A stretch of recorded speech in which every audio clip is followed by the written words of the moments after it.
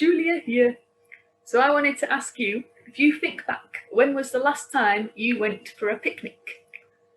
Now I love picnics, making up your packed lunch and going somewhere, finding somewhere outside to sit and watch the world go by as you tuck in. When I was growing up, we went for quite a lot of picnics. When my big sister, her birthday is in the summer, it's in August. So a lot of years, my family thought, brilliant, it's summer, it's my big sister's birthday, let's go out and have a lovely family picnic to celebrate. And so we did. Unfortunately, we grew up in a place called England. You might know it.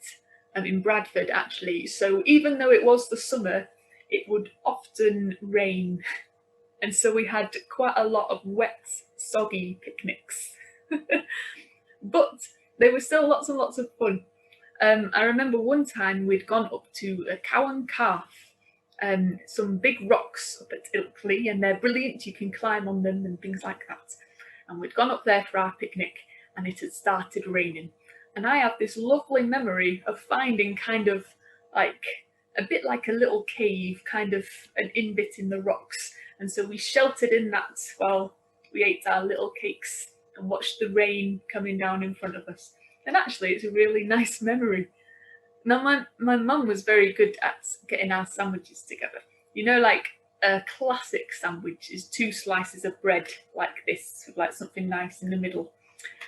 Well, my mum, she would make these brilliant sandwiches where instead of putting 2 slices of bread together, she would get one and roll it up like a snail or a roly-poly. I have made one earlier to show you. Here it is, a roly-poly sandwich. I have opted for jam. And so it looks like this.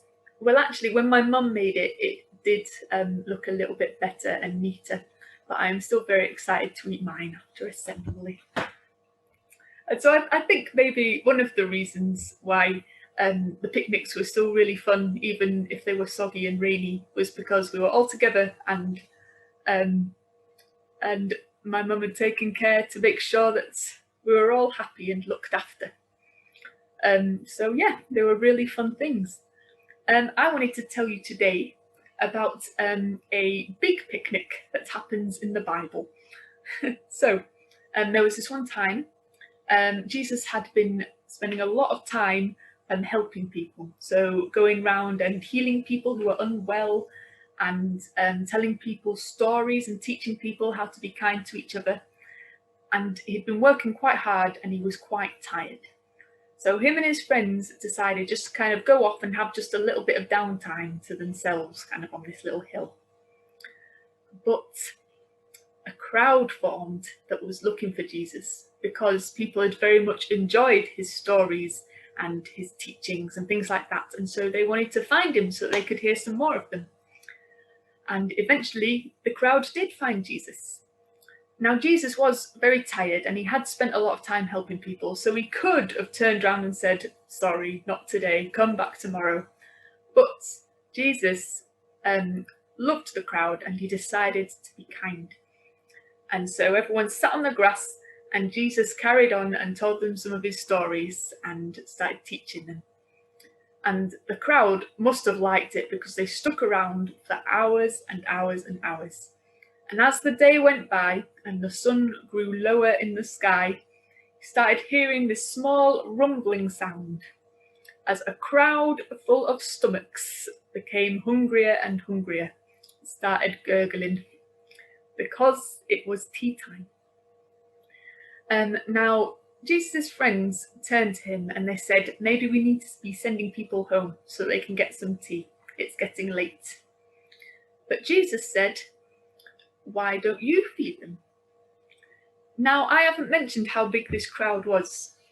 This crowd had more than 5,000 people in it. So it was quite a hefty crowd. And so Jesus asking his friends to feed them was not a very easy job to do. But his friends don't just give up. They go round the crowd and they ask people, have you got any food that you could give to share with everyone? But surprisingly, people don't seem to have any food, and they keep asking, and people are saying, no, we don't have anything, until they get to this one boy. And this boy says, don't have much, I just have my packed lunch, which is 5 little loaves of bread and 2 fishes. Now, I think that's a little bit of a weird packed lunch, actually. That's not what I usually take on a picnic, but it's what this boy had. Now, my friend John Froud has a bit of a theory about why this boy might have been so eager to pass over his packed lunch, and he wonders if it is because his mum had made him it. And this boy opened his packed lunch earlier that day and looked in it and then thought, oh, she's given me fish again. That's the 3rd day in a row I've had fish. Would it be too much to ask for jam?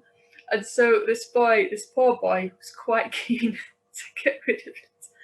And so the disciples gratefully took this little lunch and they took it back to Jesus and they said, I'm afraid we have not got very much food at all, these 5,000 and more people. All we have got, these 5 little loaves of bread and 2 fishes. And Jesus took it from them and he prayed and he thanked God for it, because that's what Jesus did. And then he said, start passing it out.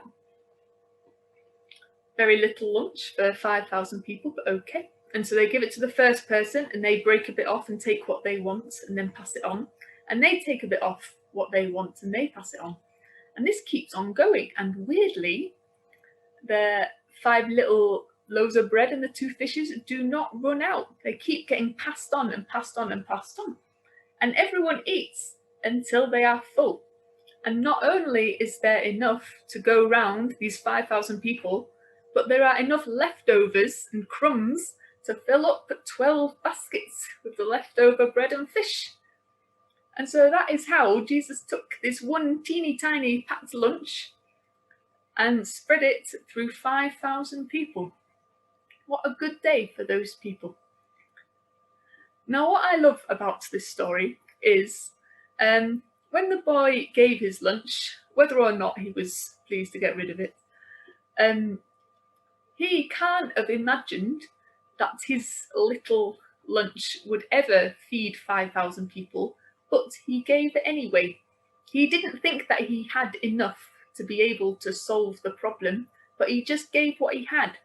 And actually, when Jesus took it, it did actually turn into enough to feed 5,000 people. Now, sometimes we might not think that we have a lot to give, but if we act like that boy and give it anyway, we don't know how big a difference it could make to someone. I remember one time when I was younger, I was having a bit of a sad day. I think something sad had happened and it was worrying me, it was on my mind. And so I was quite sad, quite down. And my friend came up to me and she said, are you all right? You seem a bit down.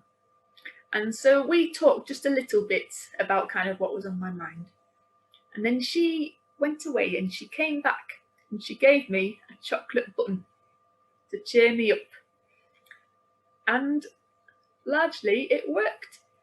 It made a big difference and I felt much better for the rest of the day, just knowing that she cared enough to give me a chocolate button. So how big is a chocolate button? About that big. How big a difference did it make to me? That big. Made a huge difference. There was another time I was walking to school. I think I was in year 6 at the time, so I was about 11, and it had snowed recently. And I was just walking to school just by myself. But in front of me, I saw a group of people I knew from my year, and they were all walking to school together, and they were having a snowball fight. And I remember thinking to myself, oh, that looks really fun. But I was quite shy when I was at school. And so I didn't want to kind of just go up to them and ask if I could join in, even though I really wanted to, because it looked really fun. But I kind of kept a little bit of distance and I walked a little bit behind them because I didn't know if I should join in or not. But then I remember there was this boy, he was called David, and he picked up a bit of snow, made a snowball, and he turned around and he threw it at me. And I realise that doesn't sound like a very kind thing to do. However, to me, I really wanted to join in the game. So it was actually a really lovely thing of him to do, because then I just got to be part of the snowball fight for the rest of the way to school. So it was brilliant.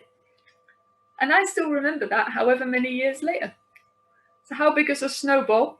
Well, it depends. But the one he threw at me, maybe about that big. How big of a difference did that make to me? That big. Loads of difference. So you should never feel like what you have to give is not enough, because it is. Because even if you just have like a little bit of kindness to give to someone, you should go for it. You should do it, because to them it might not be so little. To you it might be this big. To them it might be this big. So if you can be kind even just a little bit, go for it. See what a difference it makes. Okay, I'm going to finish off with a prayer, and if you like what I've said and you agree with it, then you can say Amen at the end if you want to. So, dear God, thank you that the big things and the little things matter to you. Please help us to be kind to people when we can, and please help us never to think that we can't make a difference. Thank you that even the little things that we do are big to you. Amen. Right, I will see you later.